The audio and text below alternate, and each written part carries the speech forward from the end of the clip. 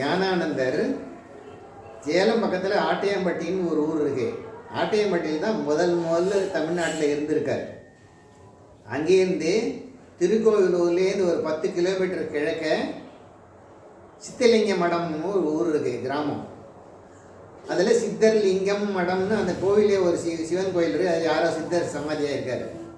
அந்த சித்தலிங்க மடத்து கோயில் சிவன் கோயிலுக்கு பக்கத்தில் ஒரு சின்னோண்டு இடம். அதில் நிறைய நாள் ஞானானந்தர் இருந்திருக்காரு. அது எவ்வளோ வருஷம் இருந்தாலும் தெரியாது. 1956லேயே அங்கே சாமி இருக்கும்போது, ஞானானந்தர் இருக்கும்போது யோகிராம் சரத்குமார் அங்கே வந்து அவரை பார்க்க வந்திருக்காரு. அப்போது அந்த 1956 தான் ஞானானந்த தபோவனம்ங்கிற இடத்த முதல்ல ஒரு செல்வந்தர் சாமிக்கு கொடுக்குறாரு. அது அப்போ வந்து ஒரு வீடும் 5 மாமரமும் சுற்றி காம்பவுண்டோட பெரிய கேட்டு போட்டிருக்கோம். அதுக்குள்ளே 5 மாமரம், பெரிய கிணறு, சுற்றியும் காம்பவுண்ட் இருக்கும். அது வந்து எங்கள் ஊர் ஐயங்கார் வீடு. அது சேஷாத்திரி ஐயங்கார்னு ஒருத்தர் இருந்தார். அவங்க அப்பாவுடைய சொந்த வீடு அது. அந்த காலத்தில் அவருக்கு பணத்துக்கு ஆசைப்பட்டுன அந்த சேஷாத்திரி ஐயங்காரோட அப்பா இந்த ரோடு, அதாவது கடலூர் டு சித்தூர் ரோடு போடுற போதே கான்ட்ராக்டில் விட்டுருக்காங்க கவர்மெண்ட்டில். அந்த காலத்தில் அந்த கான்ட்ராக்ட் எடுத்து அவங்களுக்கு நிறைய 50 காணிக்கு மேலே வேலை இருந்து எல்லாம் போயிடுது. கான்ட்ராக்ட் எடுத்து வேலை முடிச்சு கொடுக்கணும் இல்லையா? அதில் எங்கள் அப்பாவும் அவர் கூட பக்கத்து வீட்டுக்காரங்க, எங்கள் அப்பாவும் இங்கே இருந்த இடத்தெல்லாம் அதில் விட்டார் எங்கள் அப்பாவும். அப்போது அந்த போனதுனால அது ஒரு பெரிய வக்கீல் வீட்டுக்கு போயிடுது. சீமாராயன்னு ஒரு வக்கீல் பேர். அவங்க வீட்டுக்கு போயிடுது எல்லா நிலமும். அந்த நிலத்தில் தான் நாங்கள் நிறைய பயிர் வச்சுருந்தோம். சீமராய ஐயர்னு பேர் அவருக்கு. சீமராயன்னு தான் பேரே. அவங்க வீட்டுக்காரம்மா பேர் சீதாலட்சுமி. அவங்களுக்கு மொத்தம் 3 பொண்ணு, பிள்ளை கிடையாது. 3வது பொண்ணோட பிள்ளை தான் அவங்களுக்கு கொல்லி வச்சதெல்லாம். அதுலேருந்து என்னண்டா வந்துடுறேன்.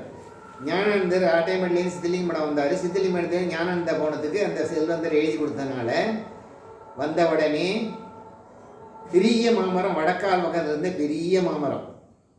அந்த மாமரத்துக்கு பதில் ஒரு சார்பு சிமெண்டால் சார்பால் சாஞ்சிக்கிற மாதிரி ஒரு சிமெண்டால் மேடை கட்டிட்டு அதில் தான் முதல் ஞானானந்தர் உட்காரு.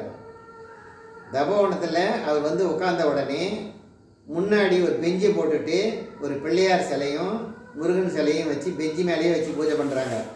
பூஜை பண்ணுறதுக்கு பக்கத்து ஊரில் குலதெய்வமங்கலங்கிற ஊரில் கைலாச குருக்கள்னு ஒருத்தர் இருந்தார். அவர் அந்த ஊரில் சிவன் கோயில் இருக்குது, அதில் பூஜை பண்ணியிருந்தார். அவர் தான் இங்கே தபோவனத்துக்கும் பூஜை பண்ணுறதுக்கு வந்தார். சிவராமகிருஷ்ணன் அந்த சிவன் கோயில் பூஜை பண்ணியிருந்த குருக்கள் கைலாச குருக்கள்னு பேர். அவர் தான் ஞானானந்தருக்கும் பூஜை பண்ணார். ரொம்ப நல்லா அழகாக தேவாரம் தீர்வாசம் ரொம்ப அழகாக பாடுவார். ரொம்ப மந்திரங்கள்லாம் ஆகமப்படி எல்லாம் பூஜைலாம் பண்ணுவார். அவர் தான் அதை வச்சு பண்ணியிருந்தார். அப்போல்லாம் சாமி என்ன பண்ணுவாங்கட்டுன்னா கேட்டை பூட்டிட்டு சில நாளைக்கு சித்தலிங்க மடத்திலே போய் இருந்துருவார். வரமாட்டார் சாமி. இங்கே சாமி எப்போ வர்றாருன்னே தெரியாது. யாராவது தரிசனம் வருவாங்க. அப்போ வந்து 4 நாள் 3 நாள் அங்கே இருப்பார். அப்போ எதுவும் பட்டா கிட்டா எதுவும் போடலை. முதல்ல பிள்ளையார் ஓப்பன் பிளேஸில் பெஞ்சில் வச்சு கும்பிட்டாங்க. அதுக்கப்புறம் முதல்ல பிள்ளையாருக்கு ஒரு மண்டபம், பிள்ளையாரையும் முருகனையும் ஸ்தாபித்தார் அதில்.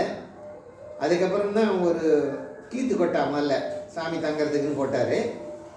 எல்லாம் அந்த காம்பவுண்டுக்குள்ளேயே கிணறுக்கு பக்கத்தில் ஈசானியத்தில் அந்தெல்லாம் முதல் ஞானானந்தர் வந்து தங்கி இருந்தது கீத்துக்கோட்டையில்.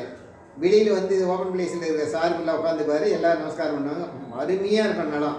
5 மாமரம், 5 மாமரமும் அழகாக நிழல் கொடுக்கும்.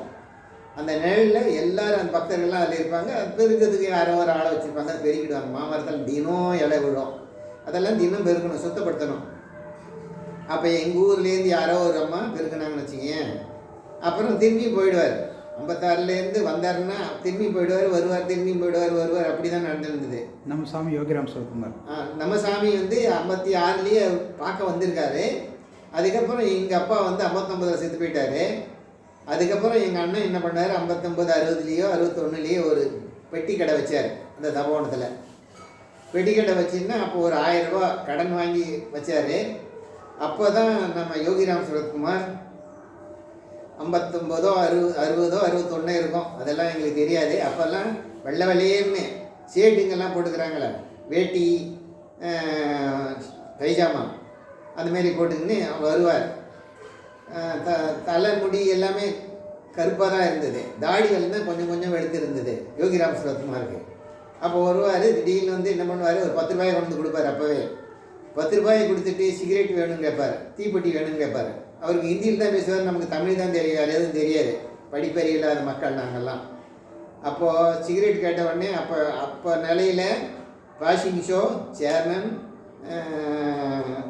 பர்கலி 3 சிகரெட்டு தான் எங்கள் கடையில் விற்கும். மீதி பீடி இருக்கும், மதிப்பீடி இருக்கும், மீதி ஏதோ பொருட்கள் இருக்கும், மிட்டாய் அந்த மாதிரிலாம் இருக்கும். 10 ரூபாய் கொடுத்து சிகரெட்டு கேட்டாங்கன்னா இருக்கிறதுலே விலை அதிகமாக எந்த சிகரெட்னு சொல்ல தெரியாது அவருக்கும், நாங்களும் எந்த சிகரெட்னு கேட்டால் புரியாது. அதனால் பர்கலி சிகரெட்டு ஒரு பாக்கெட்டு 20 பைசா தான். அப்போது ஒரு வத்திப்பெட்டி 3 பைசா இருக்கும். கொடுத்த உடனே சிகரெட்டையும் வத்திப்பெட்டியும் வாங்கி போயிடுவார், மீதி கேட்கவும் மாட்டார், நாங்களும் கொடுக்க மாட்டோம். இதேமாரி நிறைய நாள் நடந்திருந்தது. அப்படி நடந்துட்டு போது ஒவ்வொரு வருஷமும் கோடை காலத்தில் திருவண்ணாமலையில் இருந்தாரோ எங்கே இருந்தாரோ தெரியாது, அப்போ எங்கே தங்கியிருந்தாரெலாம் தெரியாது எங்களுக்கு. ஒவ்வொரு வருஷமும் பார்த்தீங்கன்னா தபோவனத்தில் இருப்பார் சாமி, கொஞ்ச நாளைக்கு இருப்பார்.